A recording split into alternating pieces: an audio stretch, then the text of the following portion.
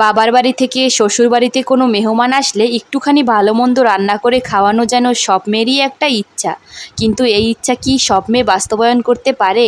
একটুখানি ভালো মন্দ রান্না করার জন্য শ্বশুর শাশুড়ির অনুমতি নিতে নিতে জীবন শেষ। আর স্বামী সে তো তখন মহান পুরুষ সেজে বসে থাকে, বলে দেখো বাবা মা কি বলে, আমি কিছু জানি না।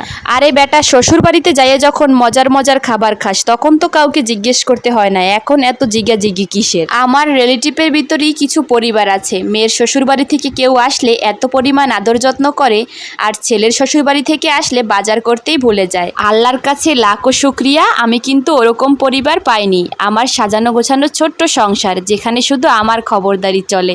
আমার বাবা মা ভাই বোন আসলে আমি ইচ্ছা মতো রান্নাবান্না করে তাদেরকে খাওয়াই, আমাকে কেউই কিছু বলে না। তো আমার বড় বোন আর তার হাজবেন্ড আসছিল, তাদের জন্যই ছোটখাটো করে একটু আয়োজন করছিলাম। প্রত্যেক মাসে আমার বাসায় কোনো না কোনো মেহমান থাকবেই, আর তাদের মধ্যে বেশিরভাগই আমার বাপের বাড়ির মেহমান। বাবুকে নিয়ে একা হাতে সব কাজ করি, তারপরও সবার জন্য একটু ছোটখাটো খাবারের আয়োজন করতে আমার অনেক বেশি ভালো লাগে।